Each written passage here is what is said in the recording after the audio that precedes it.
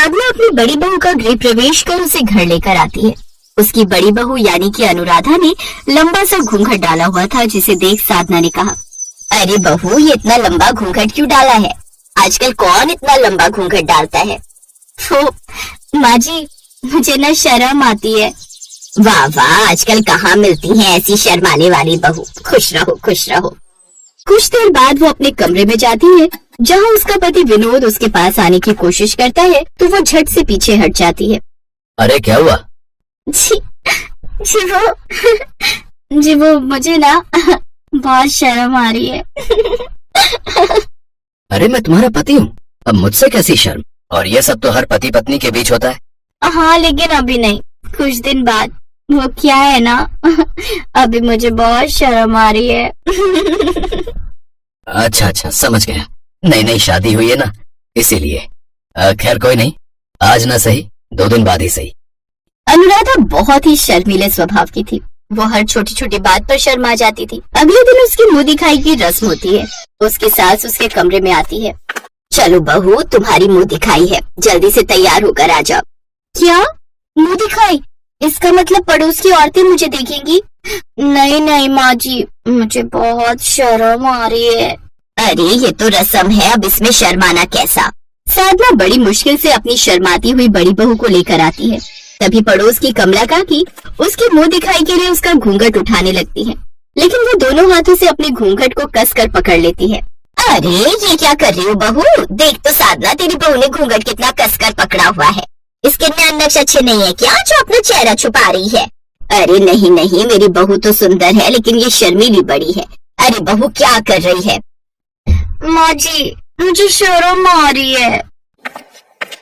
साधना गुस्से उसका घूंघट इतनी जोर से खींचती है और सब औरतें उसका मुंह देख लेती हैं। लो बहनों, हो गई मुंह दिखाई। साधना की बहू ने एक साथ ही सबको अपना मुंह दिखा दिया। सब औरतें वहाँ से चली जाती हैं। ऐसे ही कुछ दिन बीत जाते हैं।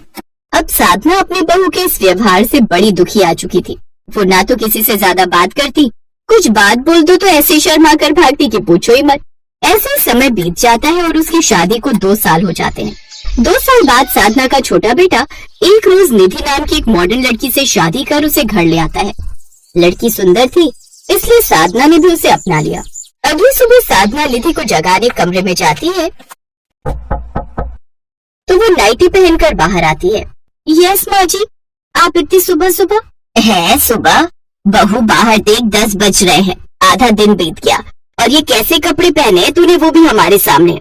इसे नाइटी कहते हैं जो सोते वक्त पहनते हैं। अच्छा ठीक है, चल अब जल्दी से अच्छी सी साड़ी पहनकर बाहर आ जा, आज तेरी मुंह दिखाई की रस्म है ना। ओह वाह, मुंह दिखाई, इसका मतलब मुझे ढेर सारे गिफ्ट्स मिलेंगे। मैं बस यूं तैयार होकर आती हूँ।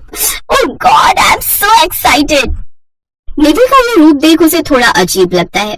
फिर कुछ देर बाद निधि सेक्सी सा ब्लाउज और साड़ी पहनकर बाहर आती है। उसने सर पर पल्लू भी नहीं किया होता।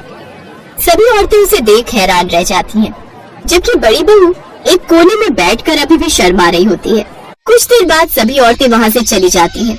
हाय, कैसी औरतें, इतने सारे समोसे भी खा गए और कुछ गिफ्ट भी नहीं दिया। अब साधना उन दोनों से परेशान हो जाती है। एक बहू ऐसी है जिसका शर्माना ही कभी खत्म नहीं होता, और एक ऐसी है जो जहाँ शर्माना चाहिए वहाँ भी नहीं शर्माती। अपनी मुंह दिखाई पर भी सबसे पटर पटर कर रही है। लेकिन अब इन दोनों को मुझे कुछ सबक सिखाना पड़ेगा।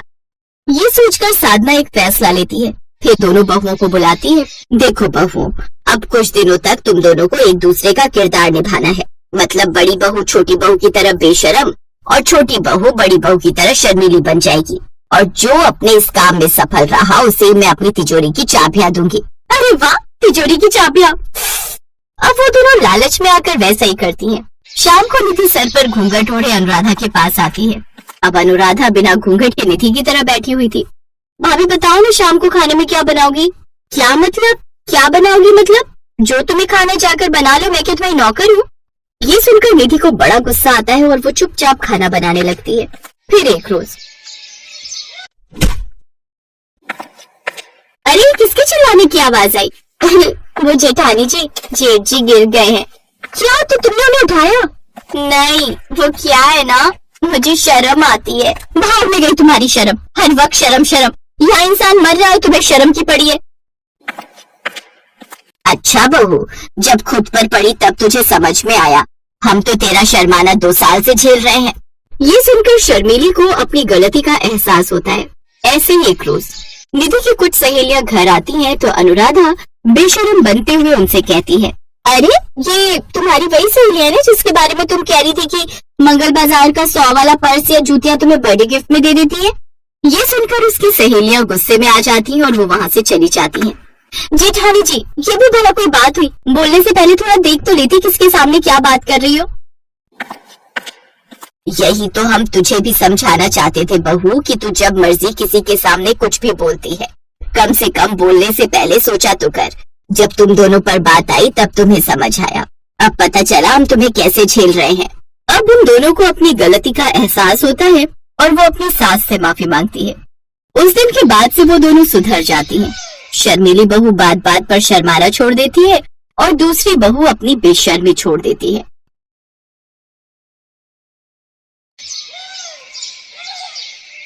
वाओ, ये वाली ड्रेस कितनी अच्छी लग रही है। ऐसा करती हो इसे खरीद लेती हो। भाई साहब, इसे पैक कर दीजिए। हाँ बहन जी, ले लीजिए, बहुत अच्छी ड्रेस है, इसे खरीद लीजिए, आपकी बेटी पर बहुत अच्छी लगेगी। ये ड्रेस मैं अपनी बेटी के लिए नहीं बल्कि अपने लिए ले रही हूँ, समझे? क्या आपने लिए? लेकिन आपको नहीं लगता कि ये कुछ ज्यादा ही छोटी हो जाएगी? चुप कर, तू कौन होता है छोटी बड़ी का ज्ञान देने वाला? चल अब इसे पैक कर दे।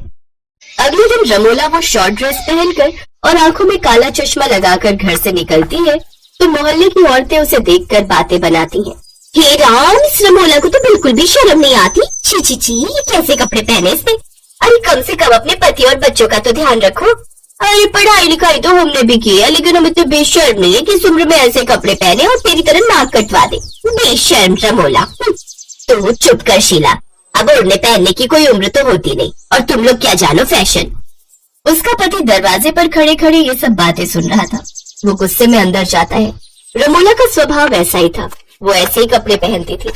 रमोला के 2 जवान बेटे थे, रौनक और अनुभव। एक रोज उनके कुछ दोस्त उनसे मिलने घर आते हैं तो रमोला बाथरूम से निकलकर टॉवल लपेटे ही अपना बॉडी लोशन लेने बाहर आती है।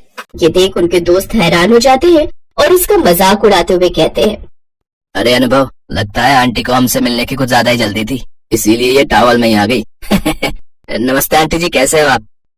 हेलो बच्चों, वैसे मैं तुमसे कुछ साल ही तो बड़ी हूँ। तुम लोग मुझे दीदी भी कहोगे तो वो भी चलेगा।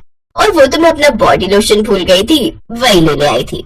फिर कुछ देर बाद वो लड़के वहाँ से चले जाते हैं, लेकिन उसके दोनों बेटे ये देख बहुत गुस्सा होते हैं। माँ, ये क्या पहन के आ गई आप? ओफो, पहले तो तुमने सिर्फ मोहल्ले में हमारी नाक कटवाई थी, लेकिन अब बेटे के दोस्तों के सामने भी। छी, अब तो तुमने हद ही कर दी। ऐसे ही एक रोज जब रमोला शॉर्ट्स योगा ड्रेस पहनकर गार्डन में योगा कर रही थी तो पड़ोस के कुछ बुढ़े उसे अपनी छत से निहार रहे थे। ये देख मनोहर को बहुत गुस्सा आया। तुम लोगों को शर्म नहीं आती जो यहाँ ताक झाक कर रहे हो? है भाई, तुम्हारे घर पर माँ बहन नहीं है क्या? अरे ऐसा माल नहीं है ना, इसलिए। लोगों की इसी तरह की बातों से मनोहर को बहुत बुरा लगता है और इसी बात को लेकर मैं चिंता में बैठा हुआ था। तभी उसका दोस्त उससे बोला, क्या बात है मनोहर, तू इतना परेशान क्यों है? तू तो मेरी चिंता की वजह जानता ही है ना।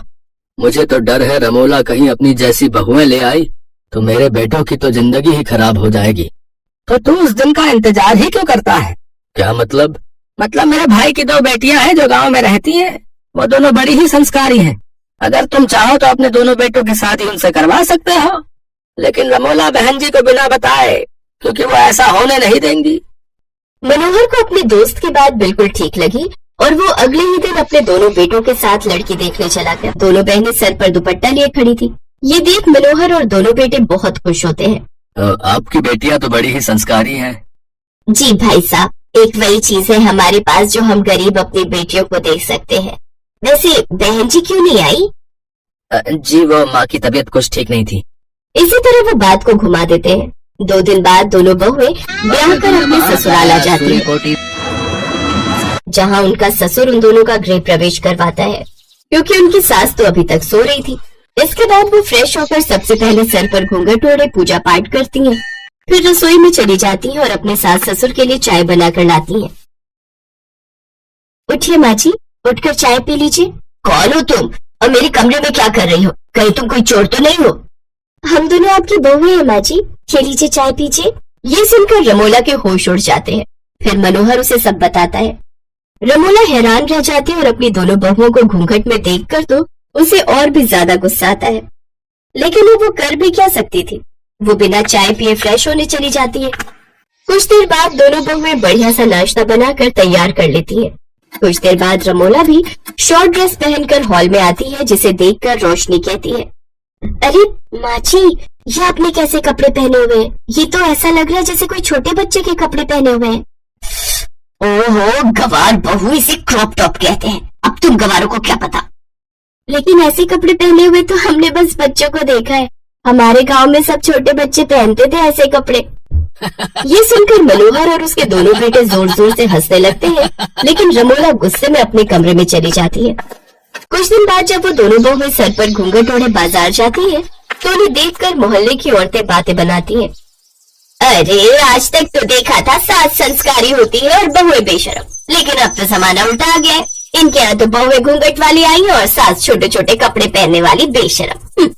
जब दोनों बहुएं अपनी सास के बारे में ये सब सुनती हैं, तो उन्हें बहुत बुरा लगता है और वो घर आकर इस बारे में अपनी सास से बात करती हैं। माँ जी, आपको पता है आपके इन कपड़ों की वजह से लोग कैसी कैसी बातें बनाते हैं। मुझे फर्क नहीं पड़ता, मेरे जो जी में आएगा मैं करूंगी, समझी तुम। ऐसा ही समय गुजरता है। कुछ दिनों बाद उनके घर पर हवन होता है, जहाँ दोनों बहुएं साड़ी पहनकर घूंघट डालकर खड़ी होती हैं। रमोला शॉर्ट ड्रेस पहनकर वहाँ आती है। हवन खत्म होने वाला है मनोहर जी, आपकी पत्नी कहाँ है? ओह सॉरी, वो तैयार होने में थोड़ा समय लग गया। छी छी छी, ये सब क्या है? पूजा में ऐसे कपड़े, घोर अपशकुन। आज के बाद मैं तो क्या कोई भी पंडित आपके यहाँ पूजा में नहीं आएगा। छी, अब यही दिन देखना बाकी रह गया था। मुझे तो शर्म आती है आपको माँ कहते हुए भी। पंडित जी गुस्से में वहाँ से चले जाते हैं। सभी उसको खरी खोटी सुनाकर चले जाते हैं। उस दिन रमोला को पहली बार थोड़ा बुरा लगा था। 2 दिन बाद वो टेलर के पास कपड़े लेने जाती है। वाओ, ये टॉप तो आपने अच्छा सिला है, लेकिन इसका गला थोड़ा डीप हो गया है। तो क्या हुआ बहन जी, आप तो वैसे भी डीप नेक ही पहनती हैं, और सच कहूँ तो आपके सेक्सी फिगर पर ये कमाल का लगेगा। गुस्से में वो टॉप वो उस टेलर के मुंह पर मार कर आती है, लेकिन अब उसे अपनी गलती का एहसास हो जाता है और वो अब सब मॉडर्न कपड़े छोड़ साड़ी में आ जाती है और साड़ी पहनकर सबके सामने आती है। रमोला का ये रूप देखकर सभी बहुत खुश होते हैं। आप सभी लोग मुझे माफ कर दीजिए, मेरे इन मॉडर्न कपड़ों की वजह से तुम सबकी कितनी बेइज्जती हुई है, मुझे माफ कर दो। जहाँ सास बहू को संस्कारी होना सिखाती है, वही मेरी संस्कारी बहुओं ने मुझे तमीज में रहना सिखाया। अब से आपको रमोला का यही नया रूप देखने को मिलेगा। रमोला की ये बात सुनकर सभी बहुत खुश होते हैं और अब वो सब एक साथ खुशी खुशी मिलकर रहते हैं।